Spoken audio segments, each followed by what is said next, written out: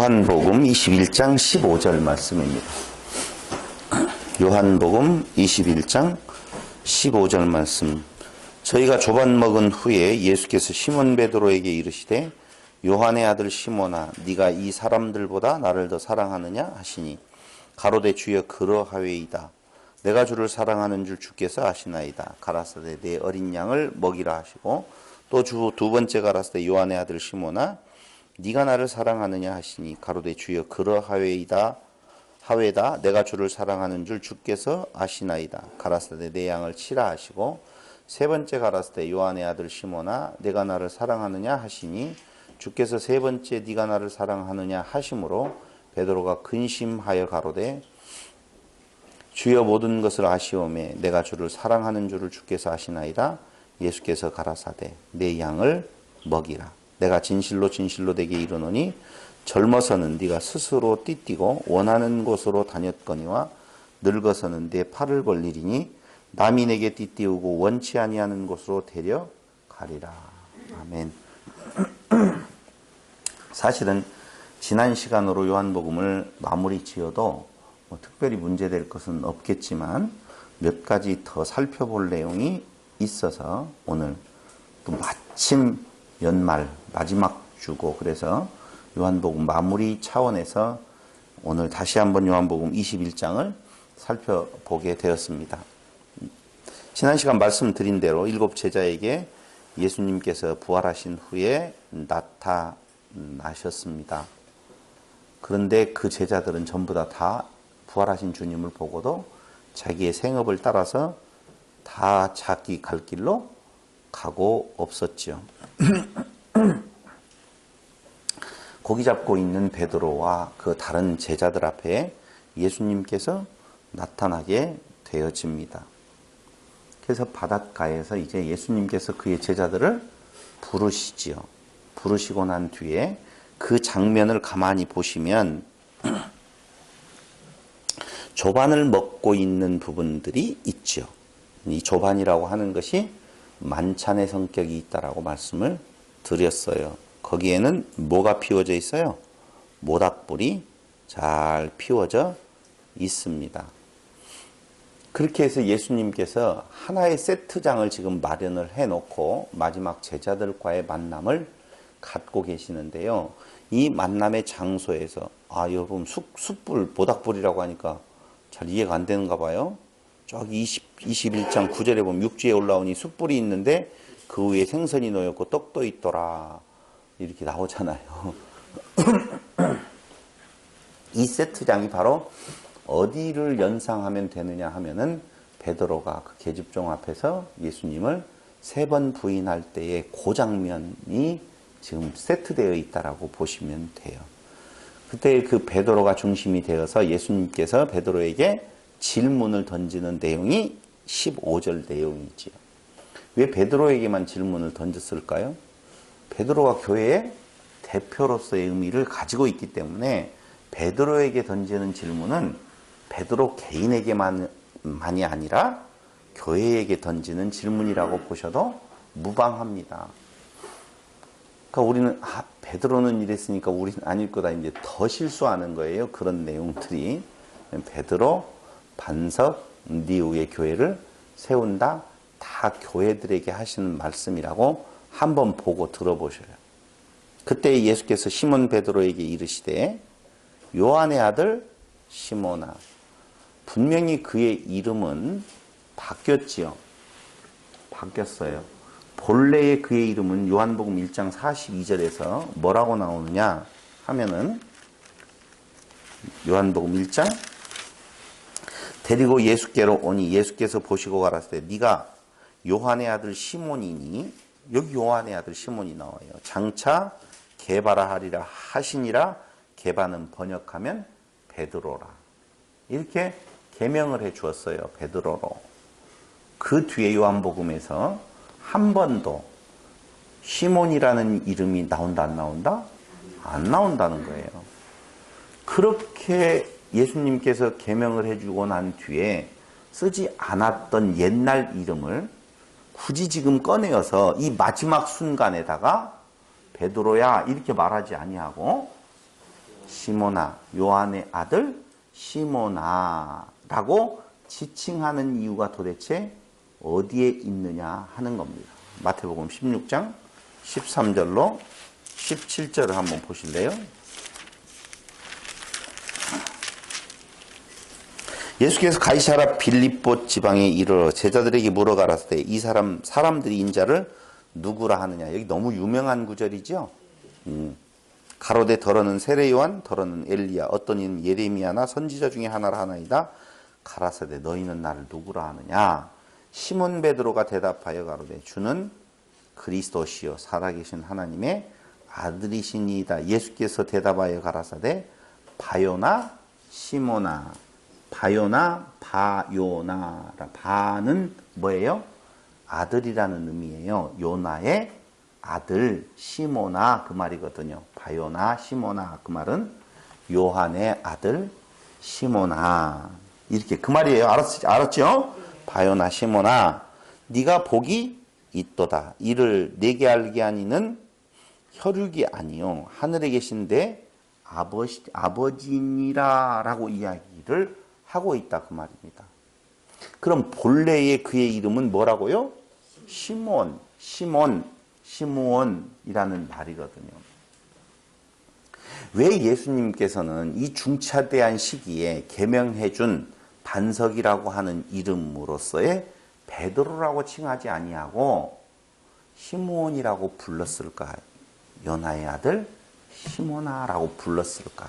의미가 있을까요? 없을까요? 있어요. 이름을 굳이 예수라 하라 그때도 의미가 있었던 것처럼 예수님께서 시몬이라고 하는 그 이름을 베드로, 반석이라고 하는 의미로 그렇게 바꿔준 데에는 이유가 있다는 거예요. 그러니까 그의 본래의 이름은 시므온인데 그의 이름이 베드로로 바뀌었어요. 본질이 바뀐 거예요. 본질이 바뀌었다? 그래, 바뀌었어요. 하여튼 질이 달라졌어요. 근데 예수님께서 그를 그 달라진 그 신분에서 다시 돌이켜서 옛날의 그 모습의 이름을 불러내는 것은 너의 본 모습이 어떤 모습이었는가를 보게 하여 주려고 하는 의도가 있다는 거예요.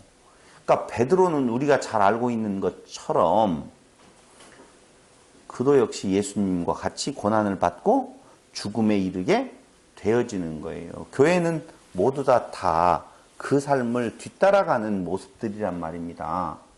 근데 그렇게 뒤따라가는 그 모습이 인간의 개인적인 의로 말미암아 되어진 것이 아니라는 거예요.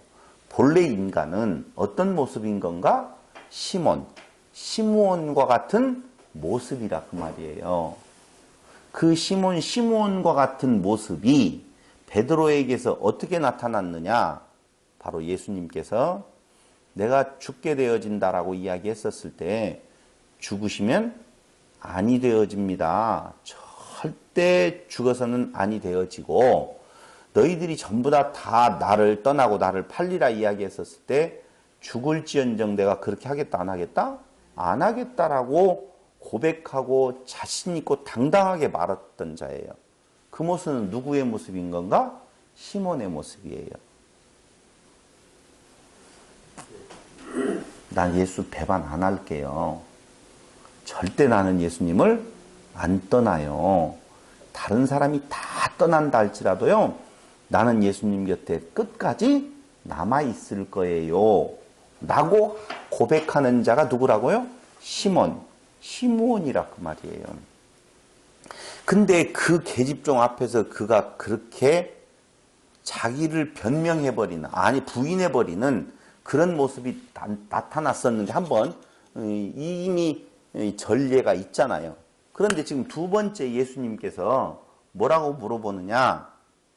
시몬아, 그 말은 너의 그 본 모습이 무엇인 줄 아느냐? 지금 그 말이에요. 그랬더니 시몬이 뭐라고 이야기해요? 나는 절대 당신을 배반하지 아니하고 사랑합니다. 당신이 그것을 아십니다. 그 말이에요. 다시요. 나는 배반 안 할게요.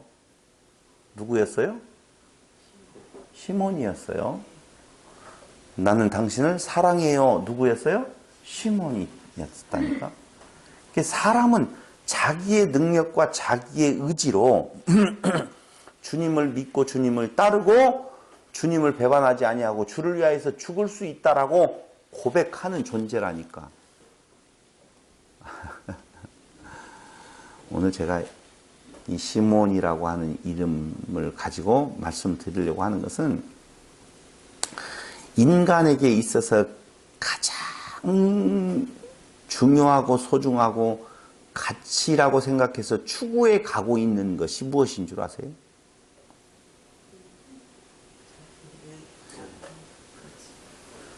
사람은요, 어떤 경우에 가장 못 견뎌할 때가 있고 가장 기뻐할 때 두 상태가 있는데 그 두 상태가 전혀 다른 것이 아니라 같은 의미예요. 그러니까 사람은 어느 때 제일 기뻐하고 즐거워하고 좋아하느냐? 인정받을 때. 인정받는 것을 위하여서 살아가는 존재예요. 사람은 어느 때 가장 못 견뎌 하느냐? 아니요. 무시당할 때. 그게 그 극과 극이에요. 그러니까 무시당하는 걸 가장 싫어하고 가장 좋아하는 것은 인정받는 거거든요.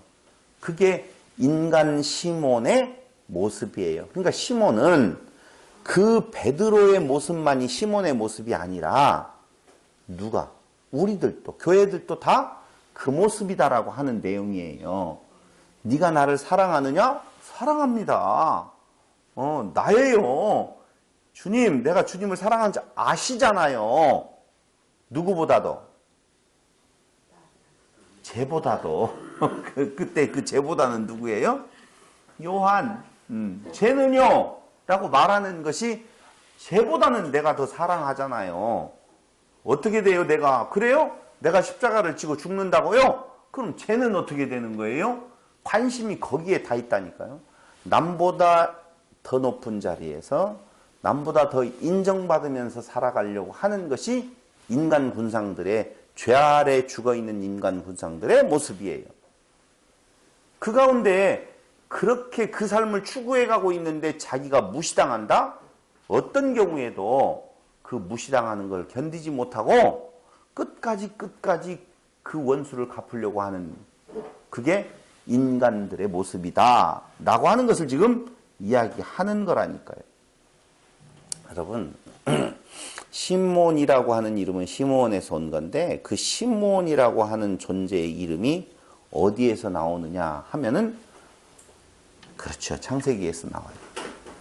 창세기에서 누구의 아들로 나오는 건가? 야곱의 12아들 중에 하나로 나오게 되어지거든요. 근데 그 12아들 중에 하나인 이 시므온은 야곱과 레아 사이에서 태어난 둘째 아들이에요. 야곱과 레아의 사이에서 태어난 둘째 아들인데요. 히위족 속 하몰의 아들, 그때 당시에 추장이었던 세겜이 그의 누이 디나를 너무너무나 예뻐해서 욕보였죠. 강간하였단 말입니다. 그리고 그 디나와 결혼하기를 청하거든요. 그때에 바로 네이하고 같이 누가? 시므온이 한 꾀를 냈죠. 꾀를 낸 것이 뭐예요? 좋다. 받아들이마. 그러려고 보면 우리 동족이 제일 중요하게 생각하는 것은 할례받지 못한 민족하고는 결혼할 수 없으니 너희가 할례를 다 시행하라. 그러면 받아들이겠다. 너무 좋아했죠. 누가요? 세겜이. 그래서 할례를 행하고 그 족속들이 다 할례를 행하고 가장 통증이 심할 때에 누구하고 누구가 쳐들어가서 시므온하고 레이가 쳐들어가서 그들을 다 세겜 지방에 사는 히위 족속들을 살육해버리는 내용이 창세기 34장에 잘 나타나 있단 말입니다. 왜 그랬어요? 왜 그랬어요? 그 말이에요. 시므온이라고 하는 이름에 들어있는 의미는 다른 거 아니에요.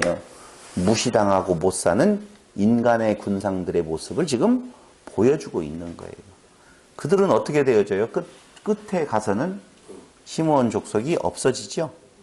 야곱이 마지막 그 12 아들들에게 다 축복할 때에 그 시므온에게 내려진 저주가 있었던 것을 우리는 아시잖아요. 근데 그때에 그 야곱이 그 아들들에게 축복과 저주를 내릴 때에 그 학살 사건이 근거, 배경이 되어서 결국은 그들은 유다 지파에 흡수되어지는 결과를 낳게 되어집니다.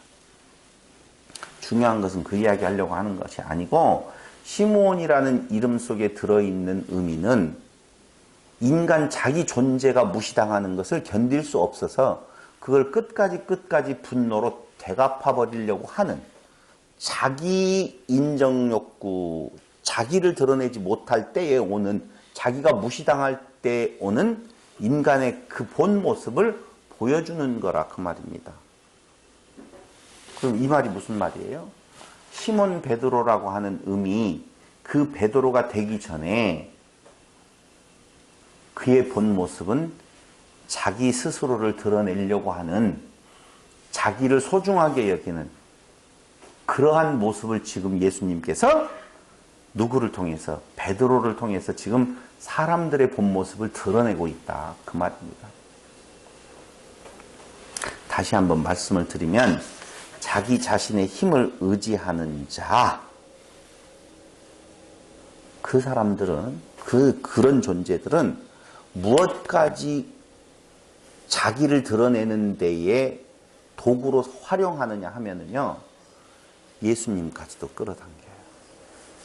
그게 뭔 말이에요? 예수님, 당신이 아시잖아요. 내가 당신을 사랑하는 줄을. 그러니까 자기를 강화시키기 위하여서, 자기 존재에 대한 내용을 드러내기 위하여서, 자기 의를 포장해서 드러내기 위하여서 내가 예수님을 사랑합니다, 사랑합니다라고까지 거기에서 멈추지 아니하고 예수님까지 끌어들여서 예수님 당신이, 내가 당신을 사랑하는 줄을 알잖아요. 나 이렇게 훌륭한 놈인 줄 알잖아요. 어떤 존재인데 이미 그 앞에서 3번이나 예수님을 부인한 존재임에도 불구하고 그건 까맣게 잊어버리고 또 다시 자기 안에 함몰되어서 자기를 드러내는 데 있어서 스스로만을 자랑하는 것이 아니라 예수님의 이름을 빌어서 자기를 더욱더 강화시키는 모습이 있더라 그 말입니다.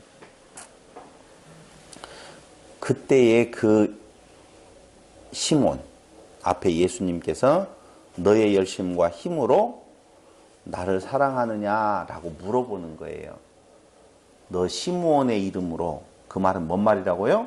너의 열심, 너의 힘, 너의 의지, 너의 능력으로 네가 나를 사랑하는 거야?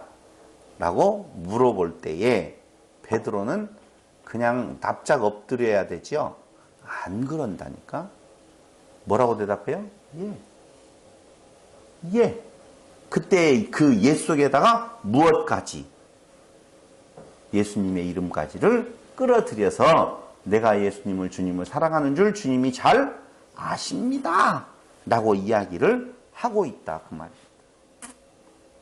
그럼 내 양을 먹여. 그럼 내 양을 쳐봐. 그럼 내 양을 먹여 라고 예수님께서 그 베드로에게 3번을 이야기를 하고 있어요. 한번 보시죠. 양을 친다라고 이야기할 때에 누가 양을 치는 존재인 건가 하면은 목자가 양을 치지요. 우리의 목자는 누구예요? 시편 23편 1절에 보니까 여호와는 나의 목자시니 라고 이야기를 하고 있어요. 시편 80편 1절에도 역시 한번 찾아볼까요?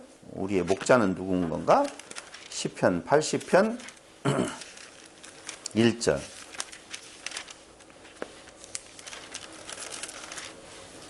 요셉을 양떼같이 인도하시는 이스라엘의 목자여 라고. 이스라엘의 목자, 교회의 목자는 누구밖에 없어요?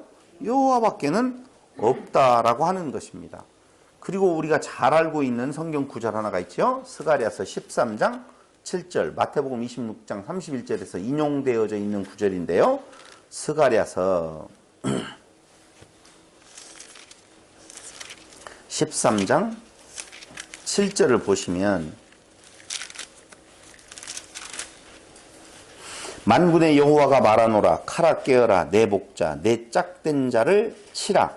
목자를 치면 양이 흩어지려니와 작은 자들 위에는 내가 내 손을 들이우리라. 내 목자 누구를 말해요? 예수님 말하죠. 신약 어디에서요? 마태복음에서 이야기했다고 그랬잖아요. 26장 31절에서 내 목자. 근데 목자는 누구라고 그랬어요? 여호와라고 그랬는데 그 목자를 치면 흩어진다라고 할 때 그 침을 당하는 목자는 누구예요? 예수. 그러니까 예수는 누구예요? 여호와예요. 지난번 강론에 대한 또 하나의 증거를 보여드리는 건데 그때의 그 목자는 여호와요? 예수님이시라 그 말입니다. 사람이 목자가 될 수 없어요. 그러니 어떤 또 약간은 머리 좋은 사람이 뭐라고 이야기하느냐? 목자가 아니라 우리는 목동이다. 이렇게 이야기를 해요. 목자는 뭐고 목동은 뭔지는 몰라. 목동은 목자의 지시를 받아서 그 일을 행하는 똘마니, 목자 똘마니를 목동이라고 그렇게 이야기를 한다고 말이죠. 똑같은 말이에요. 사실은 목동과 목자가 뭐 나누어질 것 없는 건데도 불구하고 그렇게 단어 하나를 살짝 바꿈으로 인하여서 예수님 누구고 목자고, 목사는 누구고 목동이고, 목동과 목자 사이에 있는 자가 누구예요?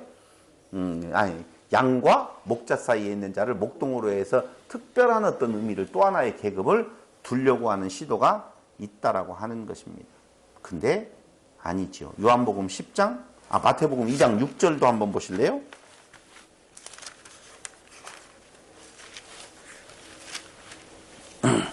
이 장 6절에 보면 또 유대 땅 베들레헴아 너는 유대 고을 중에 가장 작지 아니하도다. 내게서 한 다스리는 자가 나와서 내 백성 이스라엘의 목자가 되리라. 나오잖아요. 그러니까 구약에서의 목자는 여호와, 신약에서의 목자라고 말하는 분은 예수. 그러므로 예수는 곧 여호와 이렇게 말할 수가 있죠. 그러면서 요한복음 10장 12절 14절을 보시면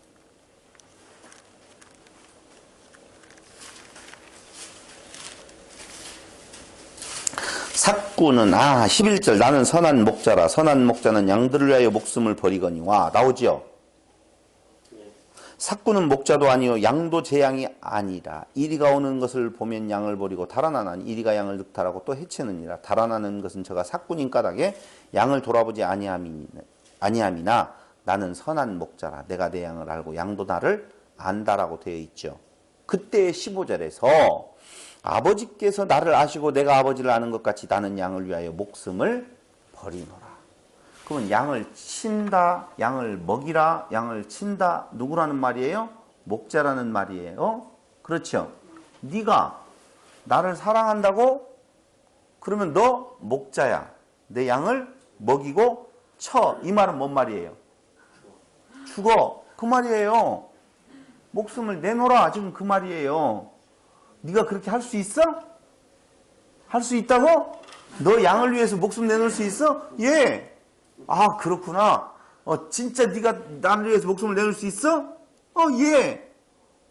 아시잖아요. 주께서 내가 목숨을 내놓을 줄 아시잖아요. 그래? 진짜로 네가 나를 사랑하냐? 근심해요. 이 뭐지? 이게? 그럴 때에 다시 또 내가 사랑하는 줄 아십니다. 내 양을 먹이라 그 말이죠. 그러니까 한마디로 말하면 목숨을 버리라고 하는 내용인데 아니요. 버리라는 내용이 아니에요. 네가 나를 사랑하여 네가 목자라고 스스로 생각할 수 있다면 그 자리가 어떤 자리인 줄 아느냐? 죽음의 자리다. 지금 그 말이에요. 그런데 네가 나를 사랑할 수 있다고? 그때 사랑할 수 있다고 대답한다 못한다? 한다고 말을 해요. 그걸 예수님께서 네가 젊었었을 때는 스스로 무엇한다고 그랬어요?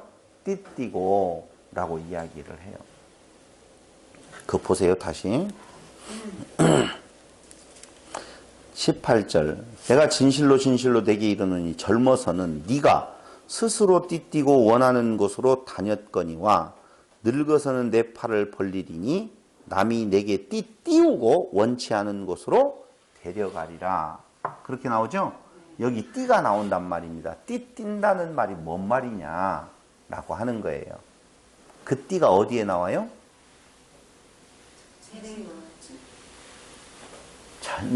창세기에 가보면 범죄한 아담과 하와가 무엇을 해 입었다? 무화과로 치마를 해 입었다라고 할 때 그 치마라는 단어가 뭐예요? 띠예요. 똑같은 말이에요. 띠띈다. 그러니까 여러분은 치마로 옷을 입어서 그렇게 가렸다라고 지금 그렇게 생각하는데 그거 아니에요. 아, 벗었으니까 지금 뭔가 부끄러워서 그것을 생식기를 가리는 쪽의 개념으로만 생각을 하는데 그게 아니에요. 여기에서 말하는 것은 창세기 이제 다음 주부터 공부를 하게 되어질 텐데요.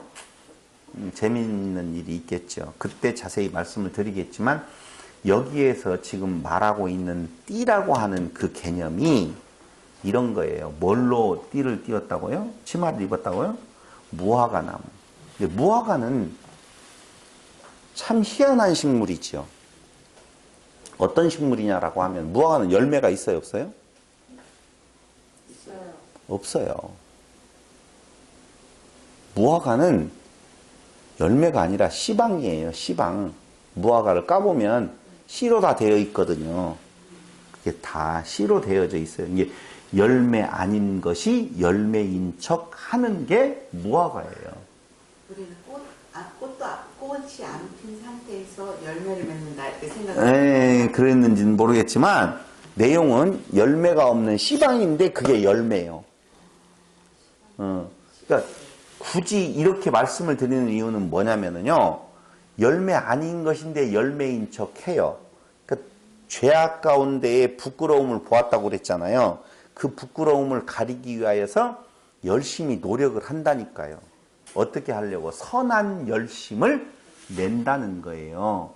그게 띠띠우는 거예요. 근데 그 띠는 쓸모 있다 없다? 없다. 그래서 무슨 띠가 필요해요? 가죽띠가 필요한 거예요. 가죽띠. 이해됐죠? 예.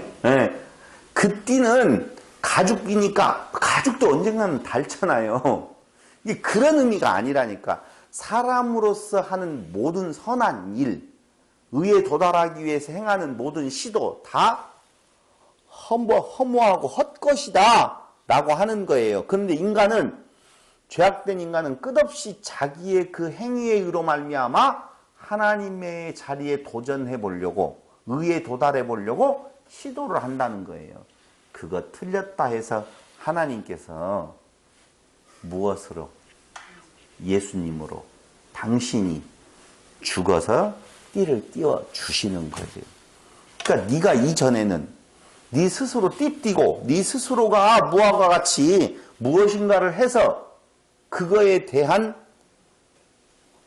확실한 증거가 바로 뭐냐면은 나는 주님을 안 떠납니다. 다른 사람이 다 배신한다 할지라도 그런 의미거든요. 두 번째, 지금 이 자리에서도 마찬가지예요. 어떤 일이 있어도 나는 예수님을 사랑합니다. 스스로 지금 네가 띠띠우고 나를 따른다라고 이야기하는데 너 그럴 수 있는 존재 아니야. 그런데 맞아. 너는 분명히 띠띠고 나를 따르게 될 거야.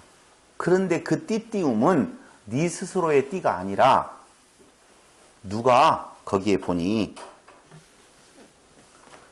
다녔거니와 늙어서는 내 팔을 벌리리니 남이 내게 띠띠우고 원치 않은 곳으로 데려가리라 이렇게 나오잖아요. 그 남이 누구예요? 어떤 누군가의 특정하지 않는 대상이 아니에요. 누가요? 주께서 너에게 곧 띠띠우고 너를 십자가로 데려간다. 지금 그 말이거든요. 내가 진실로 내게 이르노니 젊어서는 네가 스스로 띠띠고 원하는 곳으로 다녔거니와 늙어서는 내 팔을 벌리리니 남이 내게 띠띠우고 원치 않은 곳으로 데려가리라. 이 말씀을 하심은 베드로가 어떠한 죽음으로 하나님께 영광을 돌릴 것을 가리키심이러라. 너 죽기는 죽어. 무엇을 위하여서? 복음을 위하여서 너 죽기는 죽어. 내 양을 치는 거 맞아. 내 양을 먹이는 거 맞아. 네 스스로의 힘으로 되는 거 아니고 내가 너를 어떻게 해요? 그 십자가 아래로 데리고 가서 내 양을 먹이게 하고 치게 할 거야. 그 말이거든요. 너의 의미, 너라고 하는 의미 아무것도 없다는 거예요. 근데 하나님의 그 시므온에게, 우리가 알고 있는 창세기에서 그 시므온에게 하나님의 저주가 어떻게 내려지고 있는 건가? 창세기 49장 5절로 7절에 보면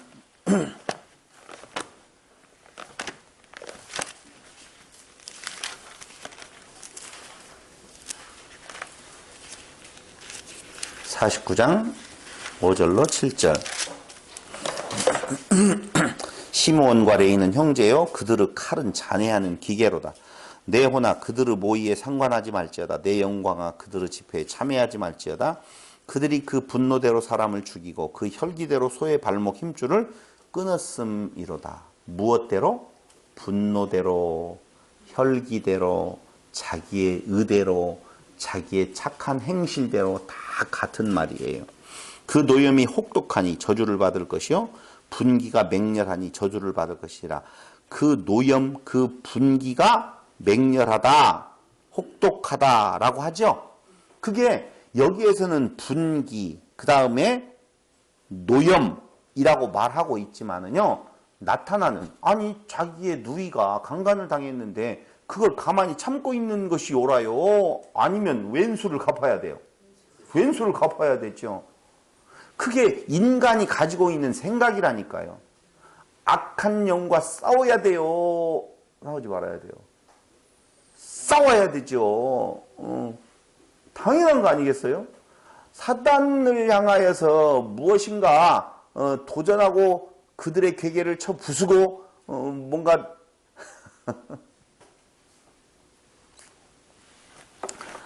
오늘 오후에 할 이야기를 이 시간에 마저 해버리고 맞춰버릴 수도 있는데요. 예수님께서 서기관과 바리새인들에게 책망을 하시면서 그들을 평가했던 문구가 있어요. 그들을 뭐라고 말해요? 독사의 자식이란 결론이고, 무엇하는 서기관과 바리새인들? 외식하는 서기관과 바리새인이라고 평가를 내려버리시거든요. 그렇게 정의해버리셔요. 외식하는 서기관과 바리새인. 그들은 외식했어요, 안 했어요? 여러분, 외식한다라고 하는 의미가 속은 아닌데 겉으로만 하는 거 아니겠어요? 속은 널널한데 겉으로 어떤 행위를 하는 거잖아요. 인간적인 측면에 보면은요, 그들은 외식하는 자들이 아니었어요. 이번에 제가 카자흐스탄 가가지고요, 연보를 하려고 돈을 100불인가 챙겼다가 40불인가 되고 60불은 걷어들였잖아요. 제가 봉투에다 넣었다가 하도 모습이 강론하는 모습이 내가 여기다 연보한 의미가 다 안 넣어도 되잖아요. 근데 아까 제가 이 시작하기 전에 이야기했잖아요. 나도 최면에 사는 최면이 아니고 체면에 사는 내 모습이 그대로 있다니까요. 근데 봉투를 다 걷어들이지는 못하고 옆에 사람들이 많으니까 그 중에 60불을 빼가지고 호주머니에다 넣어 40불만 그냥 어떻게 잘 뺐어요. 기도 중에 이렇게 해가지고 뺐어요. 체면이 있죠. 그 모습, 외식하는 모습이 있지요. 분명히. 그 40불이라도 안 넣어야 되잖아요. 근데 넣어요. 여러분, 바리새인들, 서기관들, 유대인들은 그렇게 안 했다니까요. 진정성 있게 돕고 진정성 있게 11조 내고 진정성 있게 신앙생활을 했어요. 지금 한국교회나 세계교회들이 이렇게 성도로서 살아가야 된다라고 할 때 그 살아가는 모습을 제시하고 그 살아가는 행동들을 한번 면밀히 체크해 본다라고 보면 외식하는 모습이 너무 많죠.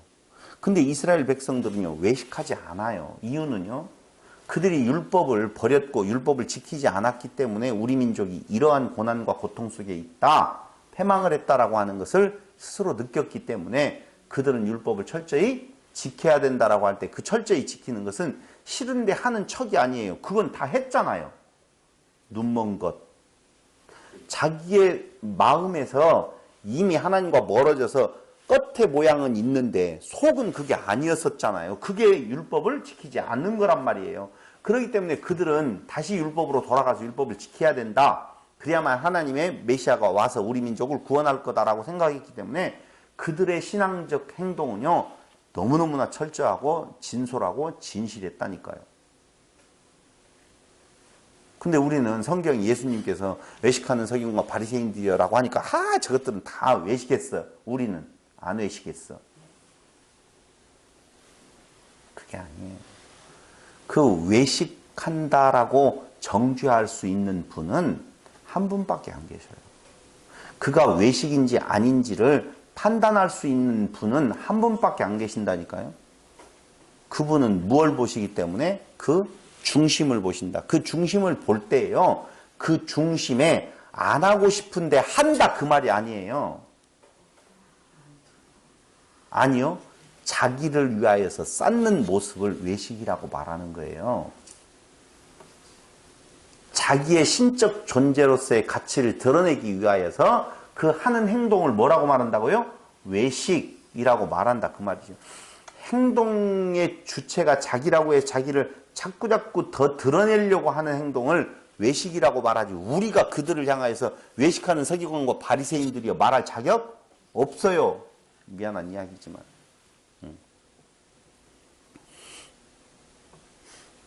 무슨 이야기를 하다가 그쪽으로 갔어요. 어쨌든 그 시몬에게 그 내렸던 그 저주는 바로 무엇이냐? 아까 이야기한 대로 그가 좋은 의미로서 나는 행동이라니까요. 그게 나쁜 의미가 아니라니까요. 그런데 그것을 하나님께서는 어떻게 해요? 정죄하잖아요. 노염이 혹독하고 분기가 맹렬하니 저주를 받을 것이라. 내가 그들을 야곱 중에서 나누며 이스라엘 중에서 흩으리로다. 이 흩으리로다라고 하는 말이 푸츠라고 하는 단어인데요. 산산이 부숴버리다, 사방으로 던지다라고 하는 의미가 있어요.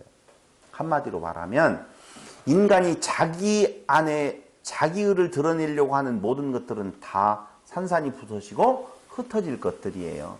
시몬 베드로, 그가 본래 이름이 시므온이라고 이야기할 때 그는 산산이 부서지고 없어지고 다시 베드로가 되어지는 건 너가 아니라 내가 너를 뭘로 만든다? 베드로로 만들어서 너를 네가 원하지 않는 거예요. 그러니까 자랑할 거 있어요 없어요? 없는 거예요. 네가 원하지 않는 십자가의 길로 데리고 가. 그는 아프다고 소리를 지를 거예요. 그런데 주님께서는 그걸 의로 여겨 주셔버린다 그 말입니다. 그래서 은혜라니까요. 한마디로 말하면 다 흩어버리셔요. 인간이 가지고 있는 모든 의로는 다 흩어버리셔요. 저주 아래에 있던 시므온들이 주님이 오심으로 저주에서 풀려나는 모습. 오히려 주 안에서 그 저주, 아까 이야기했죠? 자기 안에 자기의 의를 가지고 있는 것에선 하나님의 뭐가 내려가요? 저주가 온다고 그랬잖아요. 누가복음 2장 25절로 33절 그 시므온 이름이 나오는데 그때 여기서 자유를 누린다라고 그래요. 누가복음 2장. 왜 이 고백이 나오는 건가를 지금까지 설명했던 것에 비추어 보면 이해할 수가 있을 거예요. 2장 25절로 33절 예루살렘에 시므온이라 하는 사람이 있으니 이 사람이 의롭고 경건하여 이스라엘의 위로를 기다리는 자라. 성령이 그 위에 계시더라. 저가 주의 그리스도를 보기 전에 죽지 아니하리라 하는 성령의 지시를 받았더니 성령의 감동으로 성전에 들어가매 마침 부모가 율법의 전례대로 행하고자 하여 그 아기 예수를 데리고 오는지라. 뭐라고 말해요? 시므온이 아기를 안고 하나님을 찬송하여 가로되 주제여 이제는 말씀하신 대로 종을 평안히 놓아 주시는도다. 이 말이에요. 종을 평안히 놓아 주시는도다. 왜요? 그게 뭔데? 왜 시므온이 그 스스로의 메인바에서 스스로 놓이게 되어지는, 자유를 얻게 되어지는 건가? 그게 그 저주 아래서 어떤 것으로도 그 저주를 풀 수가 없는데, 그 시므온들, 그만 시므온이 아니에요? 우리도 시므온이에요. 시므온이 뭐라고요? 인정받고 싶고 못 참고. 그게 시므온들이라니까. 그들이 그곳에서 해방되어지는 것이, 그 인정욕구와 그 진노, 분노에서 해방되어지는 것이 구원인데, 그렇잖아요. 결국 무엇으로 말미암아? 주님이 오심으로 말미암아 그 저주 아래 놓여져 있는 그 상태에서 풀려나게 되어진다. 즉 사망과 저주가 끊어지고 새 생명 안으로 들어가게 되어짐으로 오늘 시므온의 고백. 이해되죠? 충분히. 그것이 우리에게 진정한 구원이라 그 말입니다. 그때에 베드로는 어떻게 해요? 너무 깊은 말씀에 제가 감동이 되었습니다. 앞으로 나는 없애고 오직 주님만을 따르겠습니다. 이렇게 해야 되는데 나가면서 보이니까 쟤는요?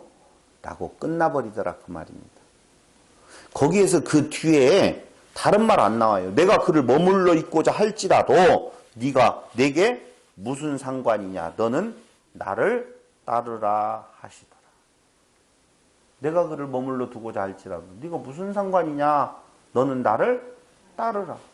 너는 너 하나에 너는 나를 따르라 라고 이야기할 때에 너는 나를 따르라 이 말이 뭔 말이에요? 비로소 먹이라 치라가 아니에요. 너는 나를 따르라 그 말이잖아요. 너는 나를 따르라 그러니까 쫄쫄쫄 따라가 십자가를 쳤어요? 아니에요. 따르라 하시니까 따라오도록 만드셔요. 그 따르는 것이 뭐라고요? 십자가를 지는 거라니까요. 오늘 우리에게 너는 나를 따르라 즉 십자가를 지라고 하면 예 아멘 할렐루야 하고 따라가겠어요? 안 따라가겠어요?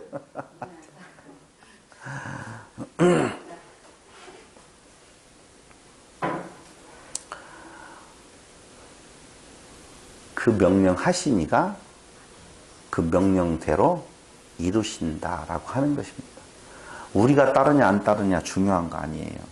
베드로가 그때 그 이후에 성령이 오심으로 성령의 능력으로 그 길을 갔다고 해서 바울이 그 길을 갔다고 해서 예수의 제자들이 그 길을 갔다고 해서 나는 그래도 이 길을 갔어요 라고 말하지 않는다는 거예요. 가고 있는 그 길에서 고백이 뭐라고 나온다고요?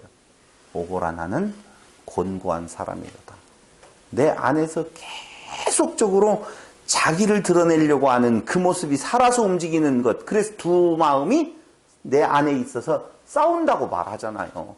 그 치열한 싸움이 오늘 우리로 은혜에서 떠나지 않도록 하는 모습이라니까요. 그러니까 열심을 낼 수 있어요? 뭔데요? 박동영 목사님이 목사님 참 말씀 좋았어요. 그러면 제가 가만히 있는다고요? 아니요. 들썩거린다니까. 그러니까 나를 좀 그만 괴롭혀요. 그만 괴롭히라고요. 그게 인간이 갖는 살아있는 동안의 모습이에요. 그래서 주의 은혜가 그 순간을 떠나버리면 살 수 있다 없다? 없다. 물고기가 혹여 물을 떠나서는 살 수 있어도 우리 성도가 주를 떠나서는 한시도 살 수 없다. 이 말을 하니까 우리는 또 뭐로 생각하냐면 주를 떠나면 안 된다. 아니 그 말이 아니라니까요. 우리가 살아있다라고 하는 산 소망을 갖는 것은 그분이 한 번도 우리를 떠나지 아니한다는 의미예요. 나는 팽개치고 가더라도 지금 베드로가 팽개치고 가더라도 끝까지 그를 품 안에 안고 당신이 그 품 안에다가 안아주시는 것이지 그 품 안에서 떠나면 안 된다라고 하는 이론 속에서 내가 주를 떠나지 말아야지 산다. 그게 아니라 2018년도는 나를 떠나지 아니하고 나를 끝까지 품고 계시는 그 주님의 사랑이 우리를 그 은혜 안으로 강권해가는 그 은혜를 날마다 깨달아가는 성도들의 삶이 되어지기를 바라면서 오늘 말씀 마칩니다. 기도드리겠습니다. 고마우신 아버지 하나님, 시므온과 같이 저주를 받아서 이 땅 위에서 사라져야 될 존재이지만 하나님의 은혜로 말미암아 산 소망을 갖게 되었습니다. 우리로서는 무익한 종이라고 고백할 수밖에 없사오니 오직 하나님의 은혜가 우리를 떠나지 않기를 약속하신 그 하나님의 은혜의 이름 안에 다시 한번 오늘 간구하면서 2017년도 보내고 2018년도를 맞이할 때에 오늘 우리 속에 있는 그 하나님의 은혜를 다시 한번 되새겨보는, 하나님의 은혜를 세어보는 아름다운 성도들의 삶이 이어지기를 예수님의 이름으로 기도드립니다. 아멘. 오늘은 오후 시간 강론